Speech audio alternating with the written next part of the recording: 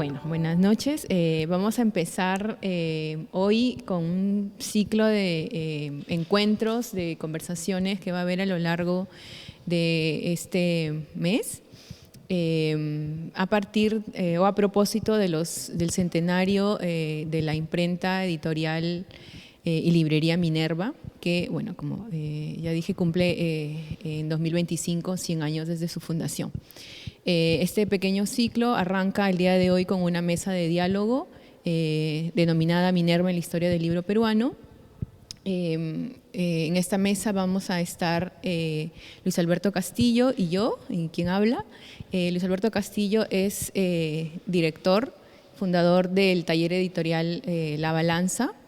Es también director de Pesapalabra, ¿no? La revista de poesía y crítica. Y es investigador también y tiene ya varios años investigando acerca de cultura impresa, ¿no? Y me parece que con mucha más profundidad en los últimos años acerca de la editorial Minerva. Es filósofo y crítico literario también, ¿no? Bueno, y quien habla, yo soy parte del equipo de investigación y curaduría de Casa de la Literatura y junto con este equipo hemos estado también investigando acerca de este proyecto de Minerva con miras a realizar una exposición que se reprogramó para el próximo año, para 2026. Eso. Bueno, como decía, esta mesa está pensada para hablar sobre Minerva dentro de nuestra historia del libro, ¿no? Y para eso sería importante empezar por el principio, digamos, ¿no? Por el contexto, por esa necesidad que tuvieron los hermanos Julio César y José Carlos Mariátegui de fundar la imprenta editorial y librería Minerva en 1925. Ya lo planteo así. A ver. ¿Qué tal? ¿Cómo están? Buenas noches.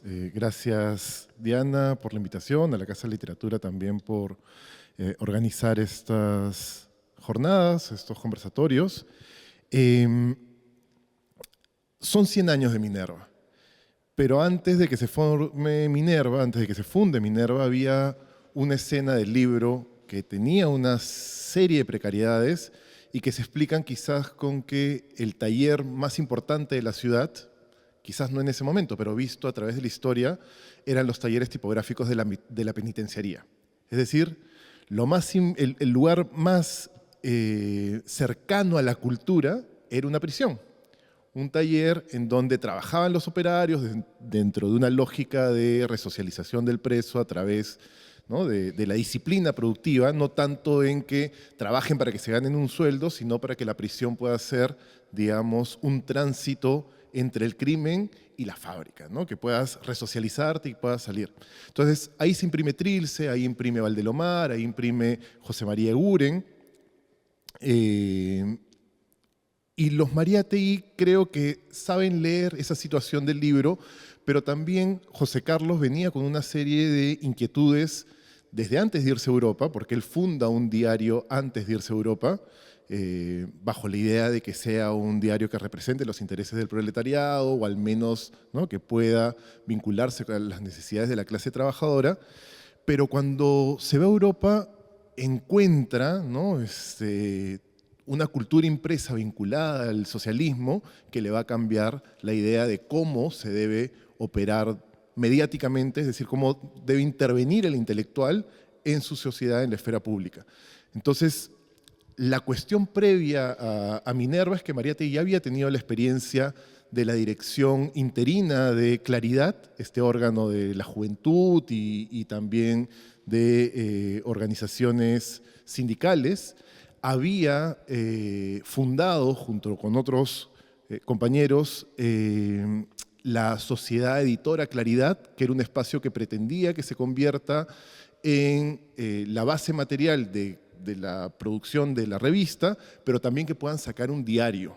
La idea de luchar en el día a día, o sea, las revistas socialistas o las revistas literarias tienen una larga tradición de ser mensuales, de no poder cumplir con la periodicidad, de ser quincenarios hasta semanales.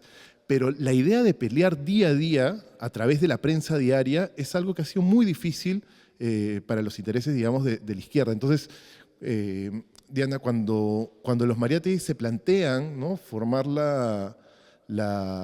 o fundar la editorial, ya tenían esta experiencia Mariátegui de haber intentado fundar de haber fundado esta sociedad editora Claridad, ¿no?, que era una editora obrera, pero él cae enfermo y en la enfermedad, en ese padecimiento, es que parece ser que Julio César decide mudarse a Lima, porque él estaba en Huaral, decide mudarse a Lima y hay algunas narraciones, por ejemplo, de Sandro Mariátegui, que dice que para animar a José Carlos, luego de que le amputan la pierna, le llevaba muestras de las máquinas y de los tipos móviles que podían traer para importar.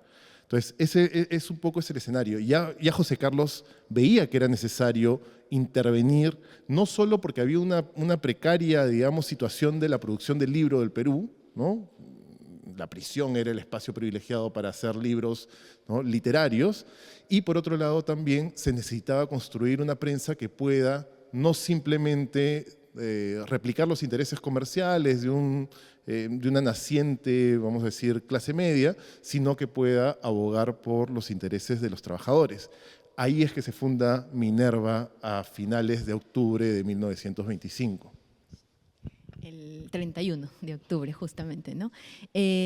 Además, eso por el lado de José Carlos. Ahora, Julio César, la familia de Julio César Mariátegui también cuenta que él dirigió por lo menos una revista, un periódico sindical o de movimiento obrero, o de agitación social incluso, en Huaral, ¿no? La Voz del Valle. Y además fue una suerte de director interino o algo por ahí de otro periódico. Y eso es bien interesante porque hace que esos conocimientos previos de los que tú hablas, que tiene José Carlos, se sumen o detonen, digamos, positivamente con aquellos, tal vez incluso más técnicos que tenía ya el hermano que había fundado y dirigido ya un periódico en Huaral. Ese testimonio de Sandro, ¿no?, que cuenta esto que tú dices, que Julio César le lleva los catálogos, ¿no? Es bonito porque yo lo imagino como una escena donde ambos hermanos están reconociéndose en un campo de trabajo en común, ¿no? Eso me parece lindo. Una cuestión que me parece interesante también mencionar es que Lima estaba en ese momento también sometido a una serie de transformaciones. Leguía había iniciado esta idea de un plan vial de integración de la nación, es decir, construir carreteras, de ahí aquella idea de Arguedas de que Amauta crece con las carreteras en el Perú porque se empiezan a crear estas carreteras y son las carreteras por las que va a viajar Amauta hacia los focos intelectuales, tanto del norte como del centro como del sur, como también a los focos de, digamos, trabajadores organizados al interior. Además, en ese contexto también se da algo que para mí me parece fundamental y fundamental para la vanguardia, sobre todo del sur, y es que se completa un tramo del ferrocarril, de lo que se llamó la Diagonal de Hierro, que conectaba o terminaba de conectar a Bolivia con Argentina. Entonces, en 1925 se tiene 3.500 kilómetros de hierro que conectan Mollendo con Buenos Aires. Claro, hay un tramo que se tenía que hacer en vapor por el Titicaca, pero en 4 días y medio tú podías llegar de Mollendo a Buenos Aires. Eso explica por qué la vanguardia puneña está incluso más ligada a La Paz o a Buenos Aires que a Lima. Y además de Lima tú podías llegar a Mollendo también rápidamente. Entonces hay una situación material, fuera de que todavía no hablamos de la imprenta que van a importar los Mariáteguis, pero hay una situación material en el país que sí, digamos, se corresponde con un proceso de modernización en el que quizás no se cambian pues, las condiciones de vida de la gente, pero sí encuentra la vanguardia un espacio adecuado para poder soñar de alguna u otra forma con una poesía que pueda renovar las formas tradicionales que habían estado, digamos, arrastrándose, ¿no? desde la colonia incluso. Entonces, hay ahí una cuestión fuerte en que el país se está modernizando y en ese proceso de modernización, de hecho, el Panóptico en su momento fue parte de un proceso de modernización, ¿no? O sea, una cárcel que resocializa a través del trabajo fue algo que involucraba un cambio incluso hasta urbano. Pero ahora estamos en 1925 y empiezan a agilizarse el correo, por ejemplo, algo que no podrían circular los libros sin un correo moderno y cosas por el estilo que Mariátegui creo que lee bastante bien y que le va a sacar el provecho una vez que ya se funde la editorial. Ahí, ese proceso de modernización, bueno, tú mencionabas a Leguía, ¿no? Tiene mucho que ver con una serie de políticas que impulsa el gobierno de Leguía, por supuesto muy tendidas a favorecer la industria, ¿no? La industria de ese momento. Y creo que los Mariátegui van a aportar muchísimo desde su propio campo a una incipiente, o tal vez en ese momento inexistente, ya veremos, industria editorial, ¿no? Pero hay en ese momento desde el gobierno leyes o aparatos que se van disponiendo para favorecer el crecimiento, la aparición de industrias. Ahí ocurre la exposición nacional, no recuerdo en qué año, me imagino en 1921. Y por cierto, también me voy a ir por la tangente, pero una cosa que también estaba pensando como especie de contexto es que 1925 es apenas ahí nomás apenas ha ocurrido el centenario de la independencia. Entonces también hay una especie de, en el campo cultural, ¿no? Una especie de pregunta latente, constante sobre lo peruano o la peruanidad, ¿no? Entonces, en un contexto donde la industria, por un lado, la modernización y la pregunta por lo peruano están constantemente, creo que Minerva va a hacer ahí un encuentro bien importante al respecto, ¿no? Que va a marcar por todo el siglo XX. Sí, bueno, en ese contexto entonces, además fue un centenario, pues que la gente venía a Lima para celebrar el centenario. Era, pensando en nosotros lo que hemos vivido recién, hay grandes diferencias de cómo al menos la prensa contaba lo que se había hecho en Lima, todo, digamos, todo lo que se había implementado en la ciudad para recibir a la gente que venía de afuera y aparte para celebrar, o bueno, del interior del país, quiero decir, que venían para celebrar. Entonces surge la editorial este 31 de octubre, famoso también por otras razones, ¿no? Que es el día del asesinato que comete Chocano. Pero ese día se funda la editorial y una de las primeras cosas que van a presentar o a sacar los hermanos Mariátegui o la imprenta es este catálogo de tipos orlas y viñetas, que acá es lo importante de esta modernización ya desde otro lado, ¿no? Así como se moderniza el tren, se modernizan las carreteras, también fluvialmente hay una serie de avances que permiten pues que se ponga una casa por ejemplo, esta fábrica de imprentas y fundidora de tipos móviles, que puedas tener acá algún representante del Perú y que tú puedas importar esta máquina, ¿no? Entonces, traen una máquina y la primera publicación, al menos que he podido rastrear, es este catálogo de tipos orlas y viñetas, en donde lo que hacen es presentar el surtido que tiene la editorial. Normalmente, en una editorial antigua, previo a la digitalización, tú llegabas y como el proceso de diseño estaba vinculado íntimamente con la producción misma, tú llegabas y tenías que elegir, bueno, yo quiero que se haga mi libro en esta letra o mi tarjeta de presentación con esta orla, con este dibujo, ¿no? Entonces, lo que se hace es presentar en sociedad estos tipos de letras, estas variantes tipográficas, y de alguna otra forma, también este documento, que en realidad lo menciono, o mejor dicho, más que lo menciono, presento ahí no las imágenes originales, sino las imágenes que he trabajado para esta edición facsimilar, ¿no? Que es justamente una edición por los 100 años. Entonces, aprovechan también este folleto, que es un folleto, como les digo, de uso comercial, que tiene cierta practicidad para el cliente, pero lo aprovechan para presentar también las propuestas editoriales de Minerva. Por ejemplo, te encuentras con frases como queremos abaratar el libro, es nuestro fin, te encuentras con frases como material todo italiano, maquinaria toda nueva, ¿no? Sirve para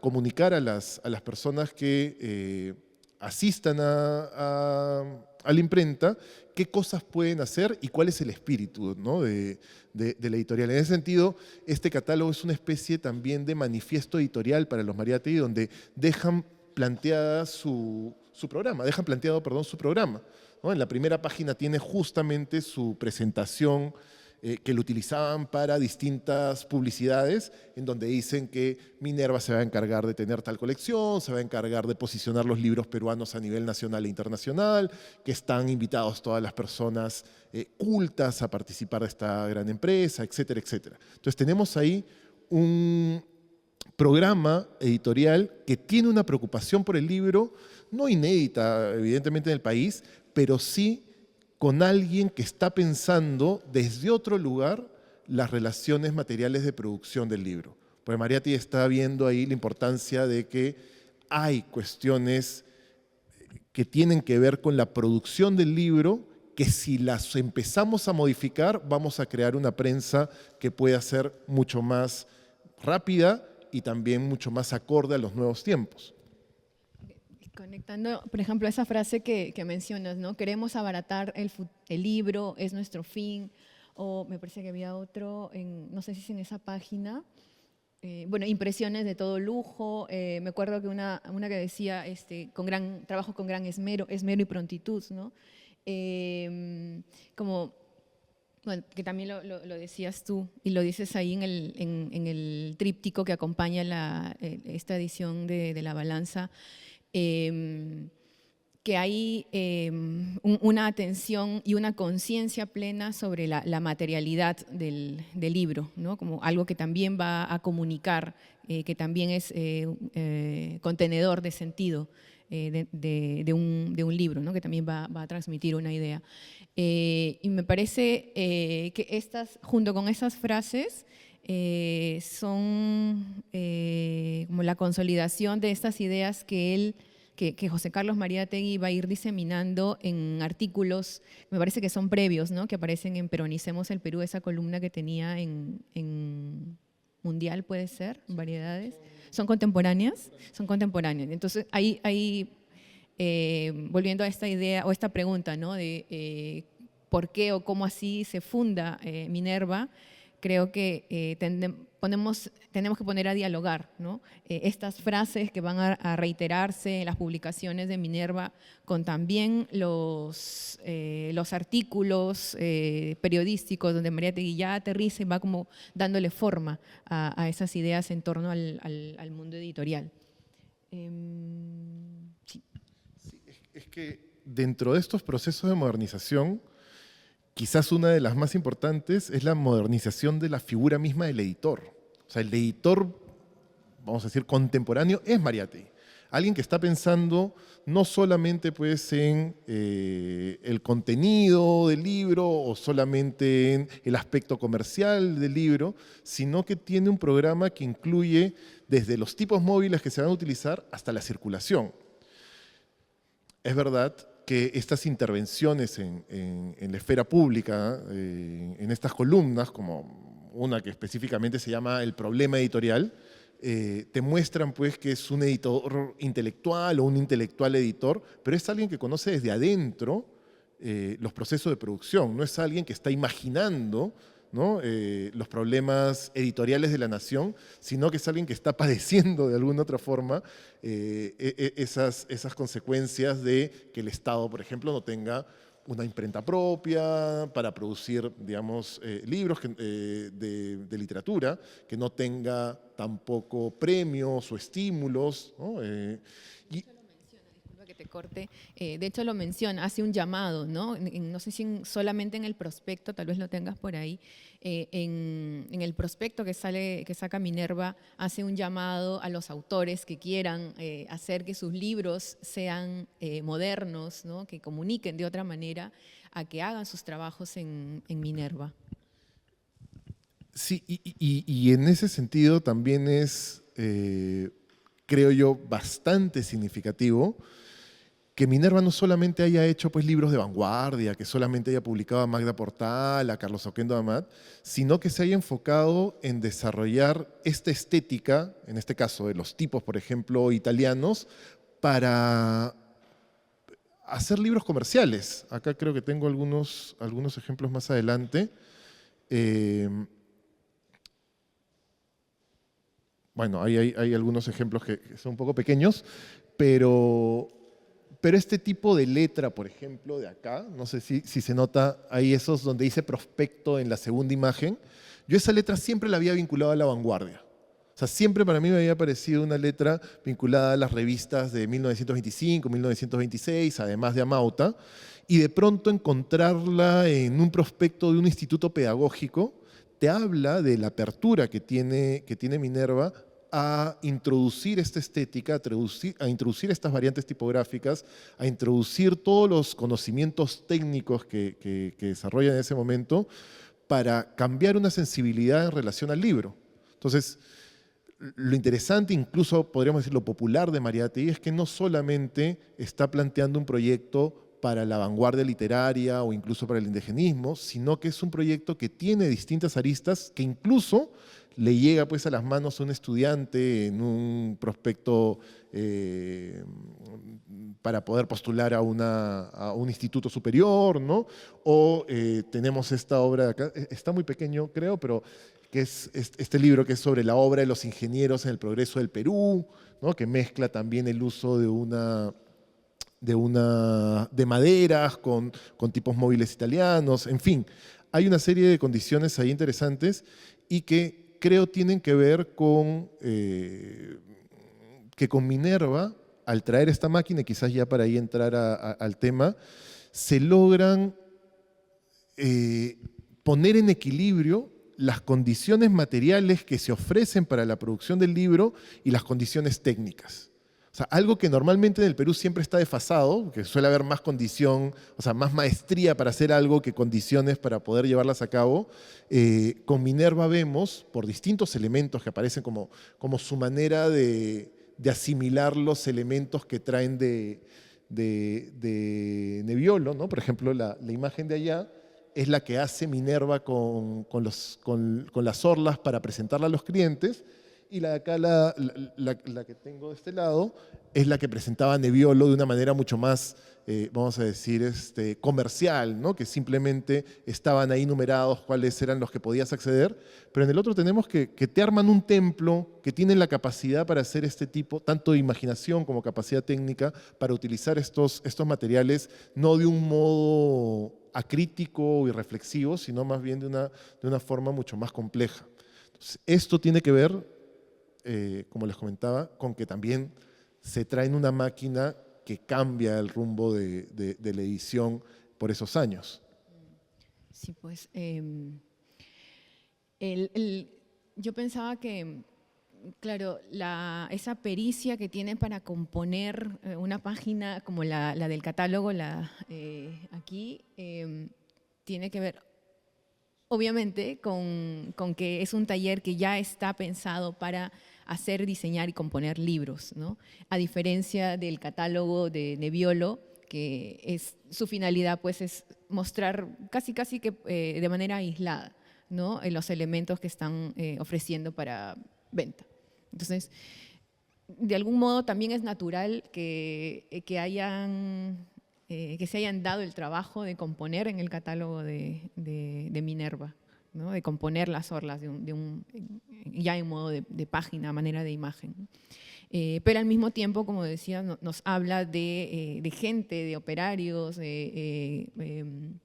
tipógrafos, tipógrafas que están pensando ya la página y trabajándola con elementos modernos también, ¿no? Como recién adquiridos, como dicen en varios de los anuncios de Minerva.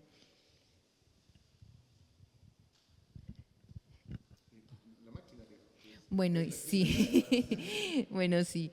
También junto con este gran lote de tipos, ¿no? De tipos, orlas y viñetas que aparecen en el catálogo de Minerva, llegó este mastodonte, esta máquina modelo Export Nebbiolo de la fábrica Nebbiolo, que está ahorita en Casa de la Literatura, que fue donada por la familia de Julio César Mariátegui. Enzo Pinamonti específicamente fue quien se encargó de gestionar la donación desde el lado de la familia.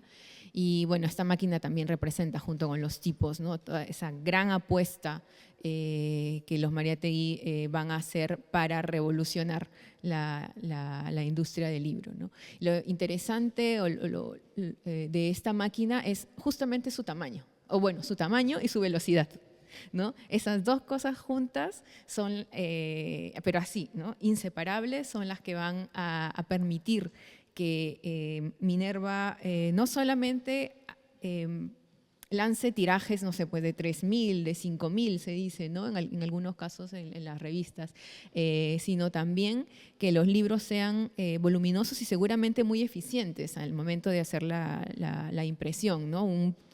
Una máquina, no recuerdo ahorita sus medidas, pero entra un pliego completo de la época, ¿verdad? No sé ahorita los centímetros o las pulgadas, pero es un pliego completo que hace que en una sola estampación uno pueda imprimir una gran cantidad de páginas.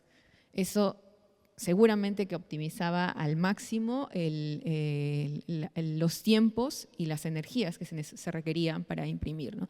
No en vano, en Libros y Revistas, que es este boletín que saca Minerva muy al inicio para difundir lo suyo como aquello que va a distribuir en las librerías, no en vano en Libros y Revistas decía, se dice que Minerva va a sacar un libro al mes, cosa que es titánico, ¿no? Pensando en la escena contemporánea, no sé cuántas páginas tiene la escena contemporánea, más de 200 seguramente, y compuesta en tipos, ¿no? Porque ahí todavía no llega la linotipia, claro. Entonces, mucho más fuerte ese trabajo. Un libro al mes es lo que se proponen, editado por Minerva, más yo calculo que unos 10 publicaciones entre que se funda en octubre, fines de octubre, hasta febrero, que sale Libros y Revistas, en donde hay un listado, no sé si recuerdan, ¿no? Un listado de la Gaceta peruana, que la revista del Colegio Guadalupe, en fin, como eso, yo calculo unas 10 revistas, además que se imprimen en Minerva en tan solo 3 meses, menos de 3 meses. Y eso lo va a procurar, lo va a permitir esa máquina junto con los tipos móviles que aparecen en el catálogo. Sí, de hecho, la máquina por sí misma ha sido estudiada como una entidad capaz de generar con su sola presencia modernizaciones o transformaciones. Pero acá lo interesante es que, si por un lado, realmente agiliza los procesos de producción, transforma los procesos de producción, incluso hasta, podríamos decir, hace que las ideas vayan a más velocidad, ¿no? Es como que le impone un nuevo espíritu, que es un espíritu que viene de la máquina, pero que se condice con las ideas vanguardistas de la época. Y eso va a generar lo que a mí me parece más importante, y es que empieza a transformar las relaciones sociales de producción del libro. Alrededor de Amauta, y de Minerva primero y luego de Amauta, se va a articular también una serie de saberes, pero también un ímpetu por organizarse de manera diferente. Gracias a esta máquina es que puede, por ejemplo, nacer un diario como, o bueno, un semanario, un quincenario de ideas, más allá que se tiraron solo 10 ejemplares, como labor que se plantea ser la prensa que represente los intereses del proletariado, y ahí vemos pues cómo la máquina o la imprenta no es solo, digamos, un sistema de saberes y conocimientos, ¿no? que de alguna u otra forma articulan una escena, sino que también es una instancia capaz de generar nuevas subjetividades, generar nuevas formas de organización, ¿no? Hay en la máquina una capacidad revolucionaria en la medida en que permite que se cree, o que alrededor de Minerva y alrededor del trabajo de Amauta y alrededor del trabajo de Labor, se cree, por ejemplo, la CGTP. Se permite que aparezca el Partido Comunista, se permite que haya toda una serie de elementos que están vinculados con las transformaciones que puede poner en movimiento una máquina entendida como algo más que un aparato técnico, ¿no? Entendida como una instancia capaz de conquistar y revolucionar las subjetividades, cambiar la sensibilidad, ¿no? Pone a disposición esta máquina una serie de saberes técnico-estéticos para que pueda aparecer un libro como Los 5 metros de poemas, un libro que no hubiese quizás aparecido si no había una imprenta con estas condiciones, con estas variedades tipográficas, con esta sensibilidad también de un editor para ayudar en el proceso de producción. De hecho, Oquendo pasó unas cuantas temporadas en la cárcel, ¿no? Por estar vinculado a círculos marxistas, y le cuidaban la edición. Entonces, hay toda una serie de condiciones que realmente nos hacen pensar que se transforma a todo nivel la manera de hacer libros, y que de alguna otra forma también me llevan a ser optimista en que quizás la cuestión política alrededor de Mariátegui tenía un horizonte bastante prometedor, y que bueno, se truncó en el 30 por la muerte, pero que habían movido toda una serie de condiciones materiales, ¿no? Transformado toda una serie de relaciones también y de organización alrededor del trabajo de imprenta, en un momento que además el obrero gráfico era muy importante en el movimiento social. No era igual, entre comillas, que otros obreros, en la medida que era el obrero que estaba conectado a la cultura, estaba conectado al libro. Había cierto grado de, no sé si intelectualidad, pero al menos era el que podía servir de nexo entre el intelectual y el trabajador común y corriente. Además, creo que todas estas ideas alrededor de la imprenta tienen como motivación un interés socialista básico del periodo, que es que a través del socialismo se debe superar la ignorancia, a través del socialismo se debe superar la pobreza y se debe promover el apoyo mutuo.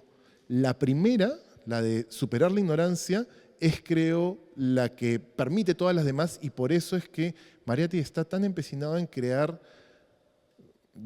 Lo primero que crea es algo que se llama libros y revistas, ya, qué más preocupado por dar, digamos, un contenido bibliográfico a la población en ese momento que una publicación así, pero está muy, muy preocupado por crear una conciencia de clase y también crear un vínculo a través de estos nuevos objetos literarios que empiezan a poblar, ¿no? el paisaje de la nación, por decirlo de algún modo, y que la máquina termina siendo la que entronca ese ímpetu revolucionario, y que, claro, muere Mariátegui, igual la máquina ya había creado nuevas formas, o ya había introducido nuevas formas de hacer libros y nuevas formas de organizarse, pero va a faltar de alguna u otra manera pues, el que encabece ese proyecto. Hay una metáfora que Mariátegui desliza en La Torre de Marfil, un artículo, no sé si lo recuerdas, lo voy a leer, que me parece bacán leerlo en clave de esta máquina, de esta mole que decíamos, ¿no? La mole de fierro fundido que pesa 4 toneladas, que está aquí en Casa de la Literatura. Dice, ¿no? La Torre de Marfil fue uno de los productos de la literatura decadente. Perteneció a una época en que se propagó entre los artistas el humor misántropo. En los romanos hubo la afición a lo colosal, a lo grandioso, a lo gigantesco. Pero los romanos concibieron la mole, no la torre. Hablamos de la Torre de Marfil, aquella donde el poeta, ¿no?, radica, vive aislado e iluminado. En cambio, la mole se diferencia sustancialmente de la torre.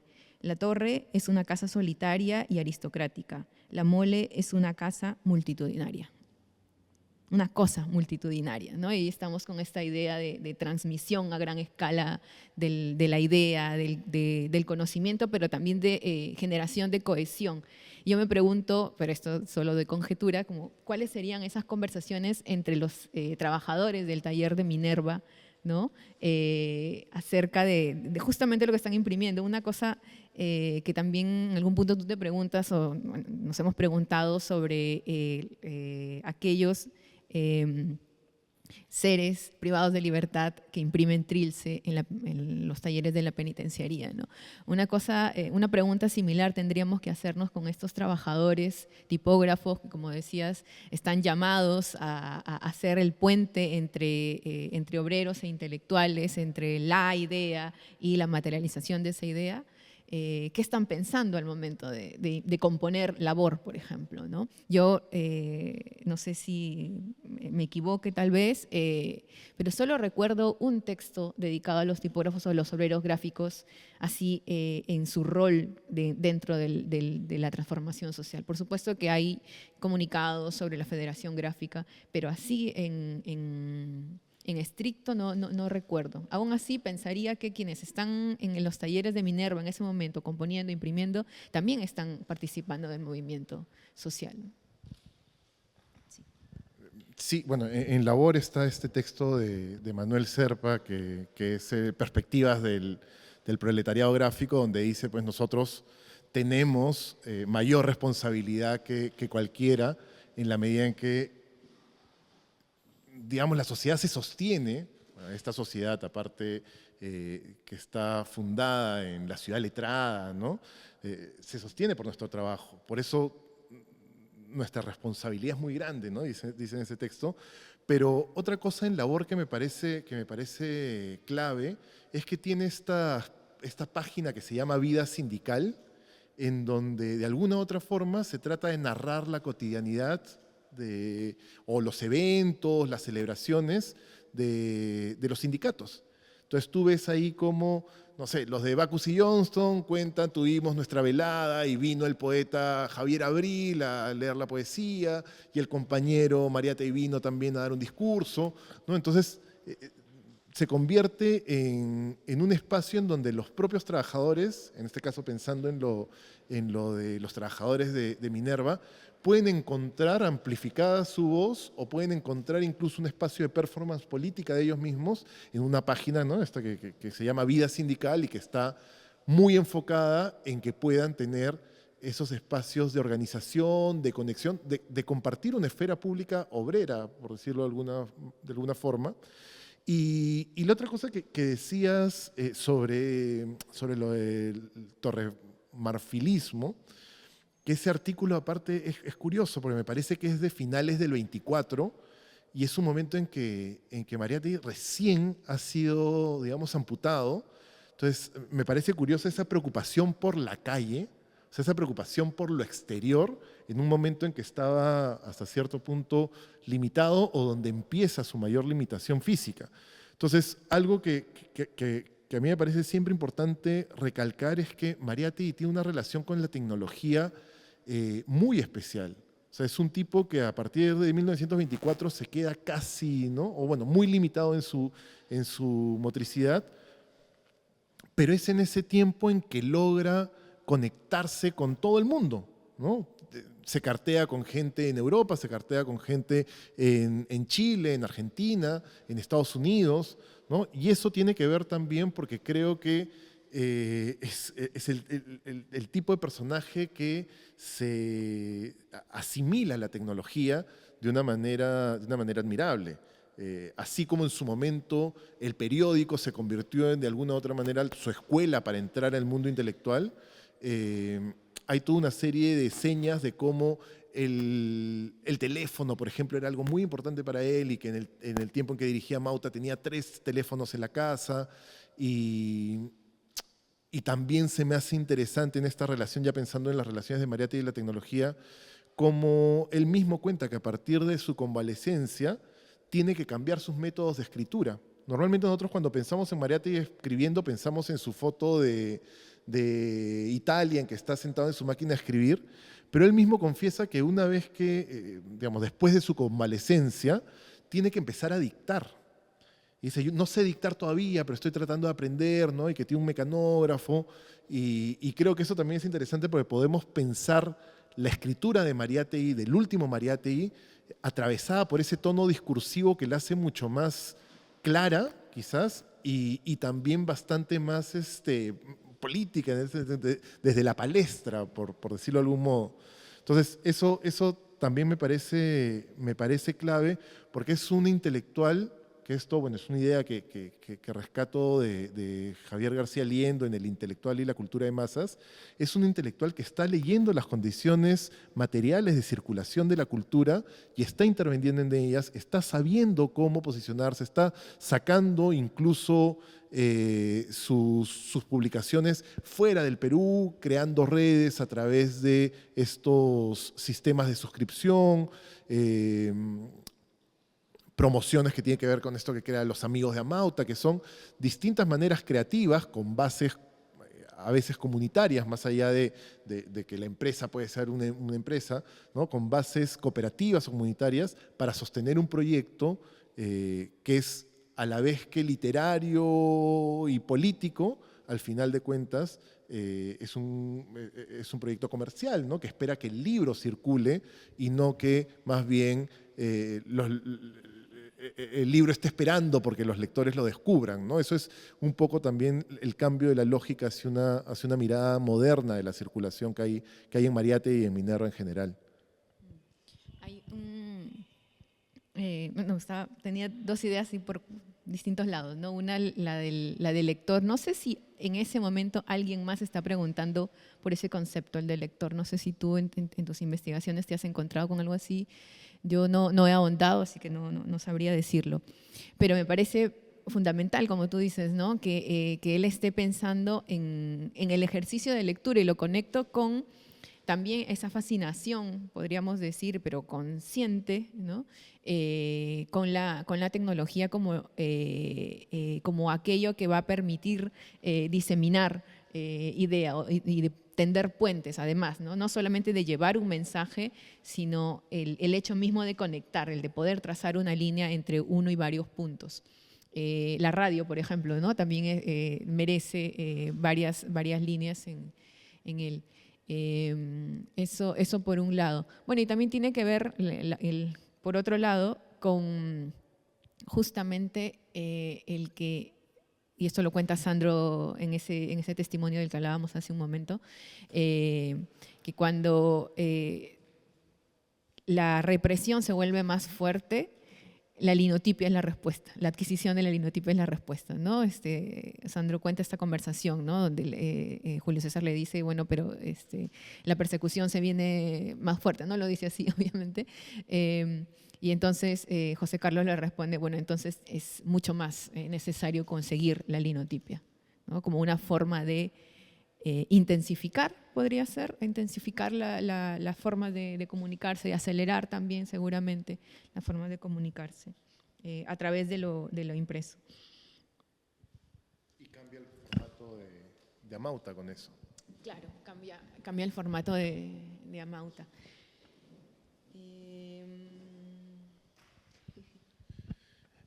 Sí, justo, es interesante la escena porque Mariátegui le dice a su hermano, los tiempos están duros, necesitamos correr a otra velocidad, agénciate esta linotipia, y claro, llega la linotipia y se cambia el formato de Amauta. O sea, para que vean el impacto de sistemas o el impacto que puede tener una máquina específica o un sistema de impresión, cambia el formato de Amauta, labor empieza a funcionar más bien como el periódico, ¿no? Amauta se reduce un poco y son cuestiones que están íntimamente ligadas a cómo Mariátegui está entendiendo que la labor editorial y la labor de imprenta no pues se mueve simplemente por voluntad, ¿no? Creativa, ¿no? Sino que necesita de esas bases, necesita el proletariado gráfico, ¿no? No es casualidad pues que la mayor circulación, y hablando de estas ideas que casi nos llevan al concepto de red, ¿no? La mayor circulación de las ideas socialistas en el Perú hayan sido en el momento en que Mariátegui dirigía una maquinaria de producción de texto, ¿no? Hay un vínculo ahí inmediato y también la importancia de que Amauta se convierta, o sea, más que en una revista, es una especie de expresión del estado de comunicación del continente. O sea, con estos procesos de modernización que les había mencionado al inicio sobre el ferrocarril, la cuestión del correo, las carreteras, incluso hasta ahora que agregábamos lo de los teléfonos, la revista de vanguardia es un artefacto que expresa cuál es el nivel de comunicación que existe en ese momento en una región, porque permite que los debates puedan llevarse a un nivel, digamos, por encima de únicamente las preocupaciones locales, permite que participen casi no digo de manera inmediata, pero ahorrando o acortando mucho los tiempos, autores de distintas latitudes, ¿no? Y es una entrada a lo que Mariátegui va a señalar pues, como el internacionalismo, que no es un ideal, sino más bien las condiciones de la época demuestran que el internacionalismo es el estado actual de la sociedad en la que están viviendo. En Amauta, ¿no? Se habla del espíritu en movimiento, ¿no? Bueno, no, es tal cual lo dices, ¿no? Como un estado de latencia constante, no sé si latencia, pero es algo que es inevitable, ¿no? Es un movimiento que está aquí, que es inevitable y que está como abrazando a toda esa generación. Yo me salgo un poquito del tema preguntándome si ese internacionalismo tiene que ver con las influencias aquellas que recibe en su viaje o en su estadía en Europa. Varias veces se ha hablado, ¿no?, de Gramsci como una influencia muy importante. Nosotros, a partir de este proyecto que hablábamos al inicio en casa, revisamos también el trabajo o las publicaciones que dirige Piero Gobetti, ¿no? Mirando un poquito, había una idea que también me voy a permitir leer, que creo que identifica muy bien a José Carlos Mariátegui. Tengo en mente una figura ideal para un editor. No sé si recuerdas esto. Tengo en mente una figura ideal para un editor. 14 horas de trabajo al día entre la tipografía, la papelera, la correspondencia, la librería y la biblioteca, porque el editor debe ser fundamentalmente hombre de biblioteca y de tipografía, artista y comerciante. Pienso en un editor como un creador. Y bueno, para sumar esa coincidencia, ¿no?, que yo encuentro entre la forma, entre el hacer de Mariátegui, el hacer editorialista, decía Fernando Beigel, ¿no?, y esta forma en la que Gobetti define al editor, me di cuenta que comparando los estilos de composición de labor de libros y revistas incluso se parecen muchísimo a las del movimiento italiano de la época. También por ahí yo creo que habría una cantera de investigación, ¿no?, sobre cuánto visualmente influye también las revistas y los periódicos estéticamente, ¿no?, en las propuestas de Mariátegui. De hecho, si tú ves el Nuevo Orden, que es la revista y luego diario que dirigía Gramsci, trabaja con los tipos nebiolos y tiene gráficamente, tú podrías confundirlo con un trabajo de Minerva.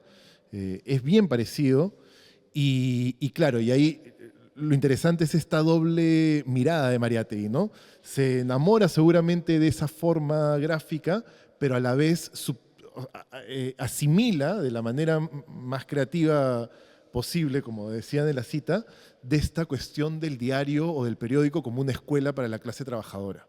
O sea, porque ese diario que se parece tanto a Minerva es el diario en el que Gramsci deja claro que el periódico tiene que educar, ¿no? A la clase trabajadora y que ellos mismos tienen que preocuparse porque funcione, ¿no? Porque esté siempre en movimiento esa escuela y es lo que hacen labor.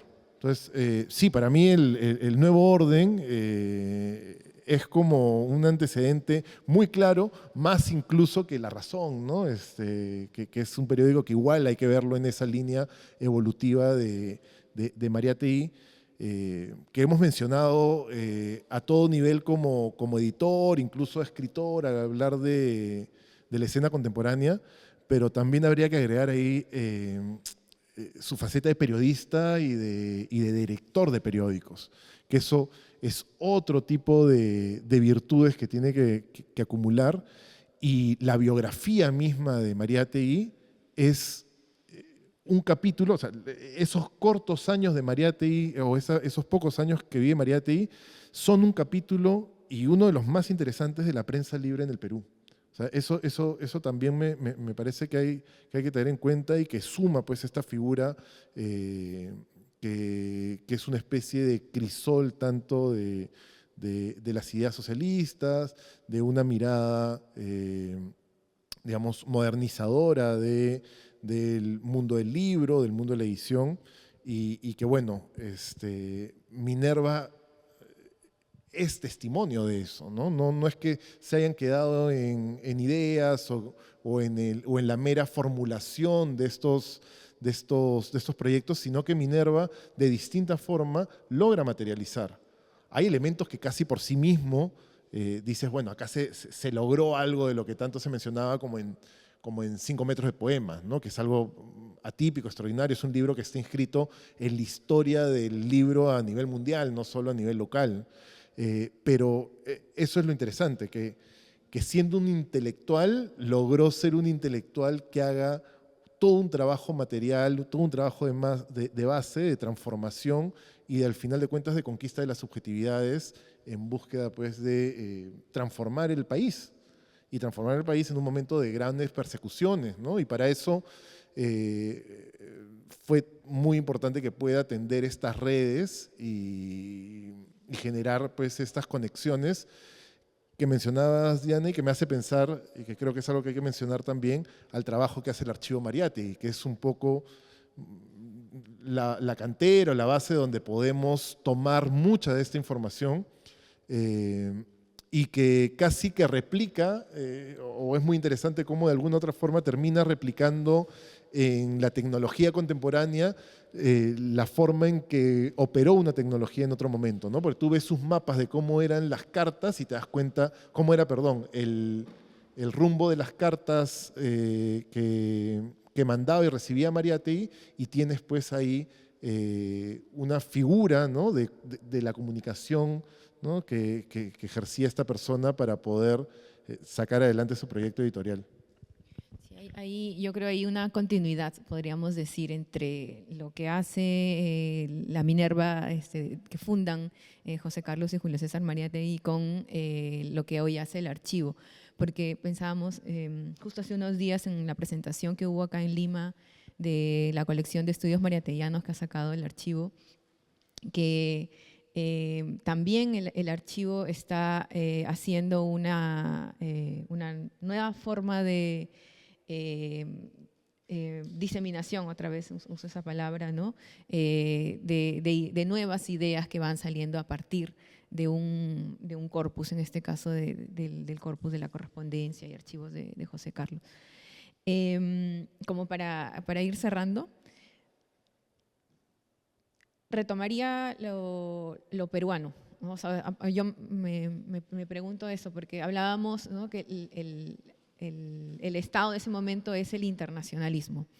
Pero al mismo tiempo, José Carlos Mariátegui está pensando y preguntándose, seguramente también su generación, pero en él se lleva un gran alcance en desarrollar lo peruano a partir de las ediciones de Minerva, ¿no? Esos proyectos editoriales donde, y esto lo has descrito tú, me acuerdo en la presentación que hubo del catálogo de tipos, como, por ejemplo, tan solo el logo de Minerva va variando. ¿Podrías desarrollar esa idea un poco? O los otros proyectos editoriales como Amauta, como las portadas incluso de la escena contemporánea, perdón, de los 7 ensayos, ¿no? Son un reflejo clarísimo de cómo esa modernización y esa tecnología que viene de Europa va a tener también una forma propia o una apropiación impulsada por Mariátegui, pero conseguida por el entorno o por un movimiento mucho más grande que el individuo José Carlos Mariátegui.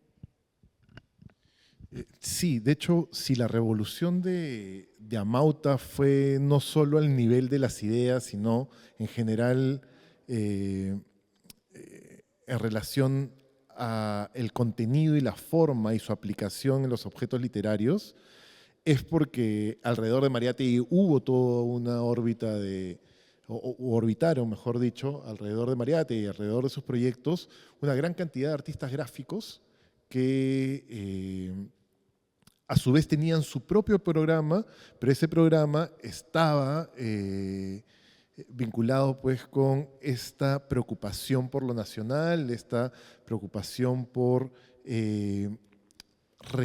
recuperar, ¿no?, cierta imagen, ¿no?, del indio y tratar de alguna u otra forma de transformar su situación en el espacio social.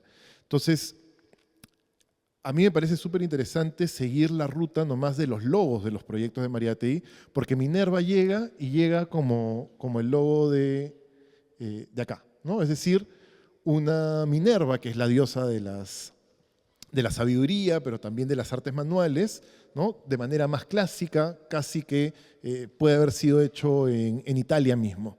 Y luego tiene su actualización a la vanguardia local, ¿no?, en este logo de Emilio Goiburu, que permite pensar en un tipo distinto de aproximación a estos materiales que han llegado y que se va a pasar luego de esta versión vanguardista a la imagen de el Amauta, que creo yo es un salto a demostrar pues cómo el propio proyecto de Minerva va asimilando o haciendo síntesis de lo que recibe de la gran industria italiana, ¿no?, lo que recibe de, vamos a decir, la vanguardia industrial de Torino en ese momento, y la manera de vincularlo con la situación política nacional y también con los motivos gráficos locales y las técnicas locales. Porque lo que tú tienes en Amauta es, digamos, la síntesis entre la xilografía, la madera, normalmente vinculado pues a la cultura campesina, y tienes el metal, ¿no?, el metal italiano, el metal del tipo móvil, el metal que ha sido el que ha forjado de alguna manera también la vanguardia literaria, ¿no?, europea. Entonces, en Mariátegui y en sus proyectos se da siempre esa cuestión sintética, ¿no?, así como él mismo en sus ideas, ¿no? Él toma los materiales europeos, en este caso las ideas europeas relacionadas al socialismo y al marxismo, pero las adapta a la situación local, las hace, digamos, enfrentarse a la situación, por ejemplo, del indio, enfrentado al latifundio todavía, ¿no?, que no está en una situación de un trabajador proletario urbano común, sino que su situación es mucho más compleja y arrastra otro tipo de problemas. Entonces hace una síntesis de eso y desarrolla pues un pensamiento político que lo proyecta hacia la posibilidad de un socialismo indoamericano. Entonces, lo mismo pasa gráficamente con Minerva, obviamente de la mano de otros artistas, como Codecido, ¿no?, como Sabogal, que permiten que se fusione pues, la silografía con el metal, con el plomo de los tipos móviles. Hay quienes, por ejemplo, han mencionado, como Magluf, ¿no? que las tapas que utilizan la silografía de Amauta están desvinculadas de la cuestión más bien obrera, urbana, que encuentras en los contenidos de la revista.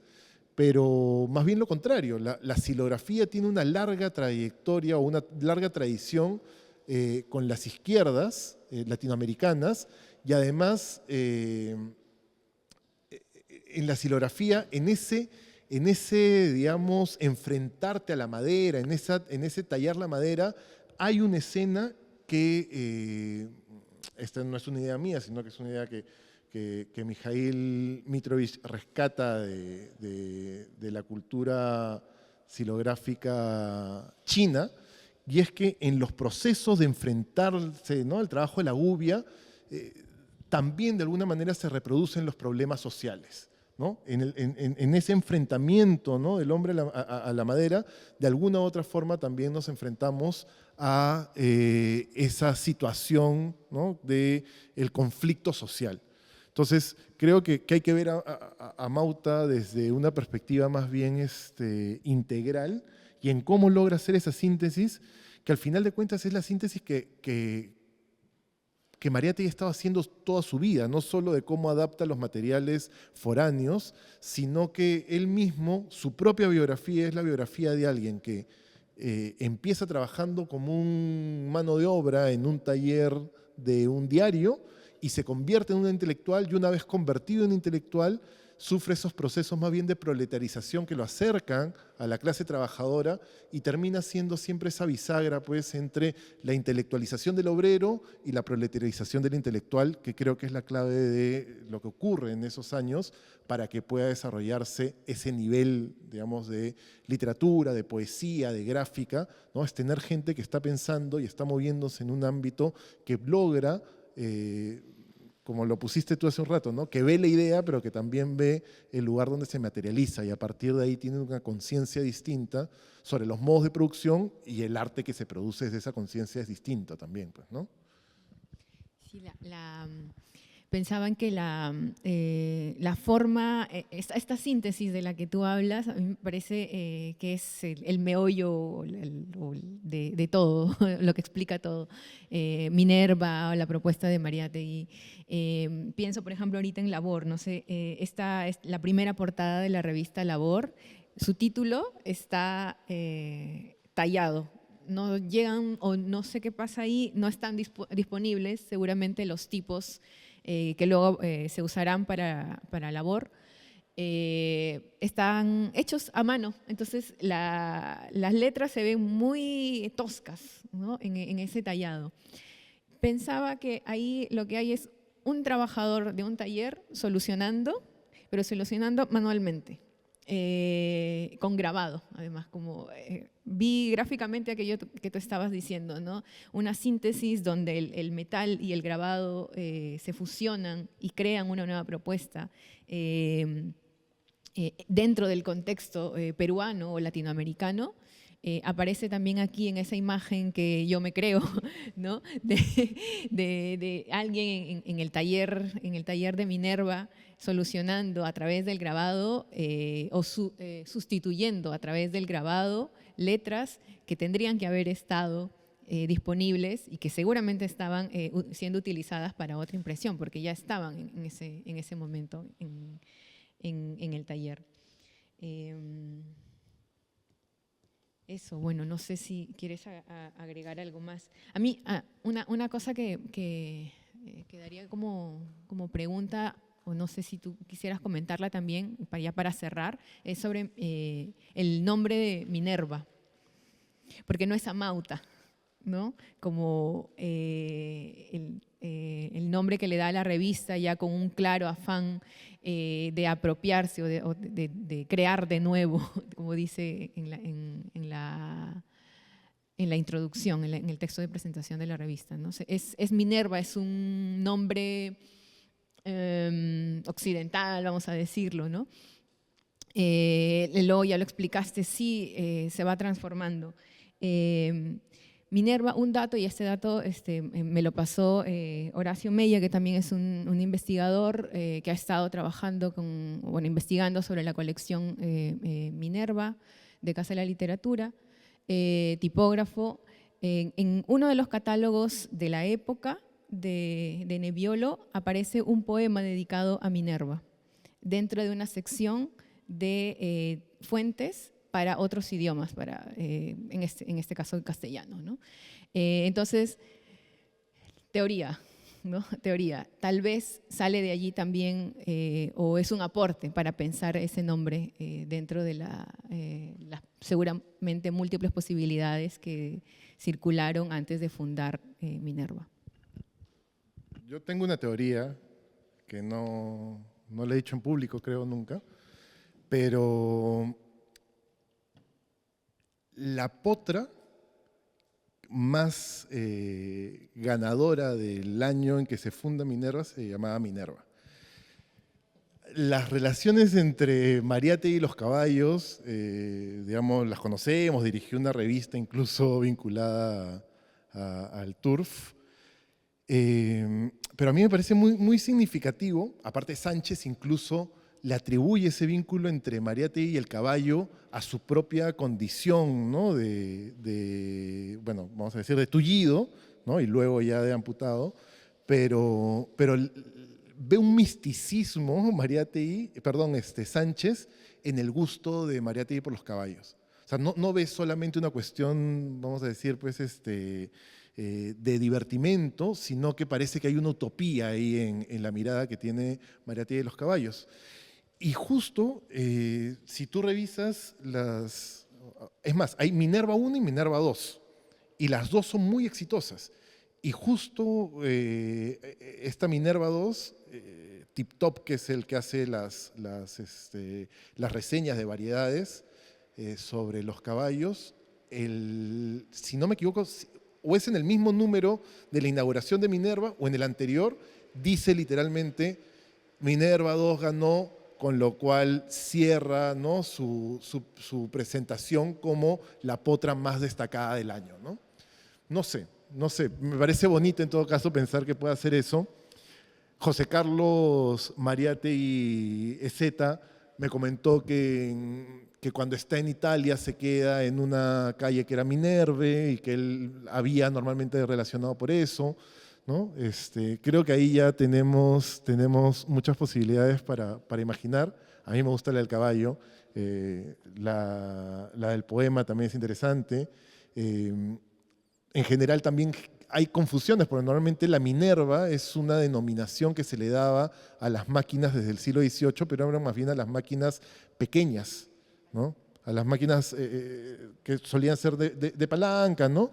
Entonces, claro, por ahí algunas personas pensaban que la llamaban Minerva por eso, ¿no? Pero yo creo que ahí hay una cuestión o más metafísica, ¿no? Y que marca una relación, porque pasar de Minerva como diosa de la sabiduría a la Mauta como guardián del saber andino, igual hay una línea ahí que está clara en la propia, digamos, evolución política de Mariátegui, pero bueno, la otra también me gusta mucho y me gusta quedarme con esa idea en todo caso. Bueno, sí, hay varias teorías que seguramente pueden alimentar, ¿no? Alimentarse mutuamente. Bueno, por ahora debemos cerrar esta conversación, esta primera mesa de diálogo. Habrán otras actividades más que se suman a otras actividades que ya han ocurrido a lo largo del año. Casa recién se está sumando. Antes ya se han realizado otras acciones en la Casa Mariátegui, por ejemplo. La Balanza también ha estado impulsando investigaciones, ha editado una edición facsimilar del catálogo de tipos, orlas y viñetas de la imprenta Mariátegui. Hubo esta campaña, no sé si quieres comentarla. ¿Sí?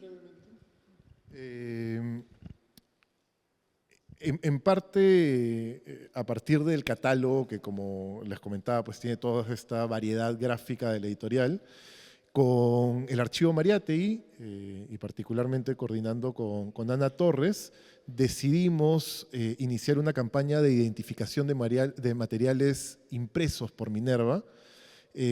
Había un listado que, bueno, estoy seguro que todos los que han estudiado a Mariátegui tenían como referencia ese listado, pero decidimos analizarlo, ver qué libros realmente se habían publicado, cuáles no, limpiarlo un poco y empezar a enriquecerlo a través de esta búsqueda, que es una búsqueda en realidad colectiva, es una búsqueda pública, están llamados, bueno, los que deseen, los que les interese ver en qué consiste o cómo pueden colaborar, pueden entrar a las redes de La Balanza, a las redes del Archivo Mariátegui o directamente el Archivo Mariátegui en la entrada sobre el listado de libros publicados por Minerva, y sería interesante que puedan contribuir ahí de alguna otra forma.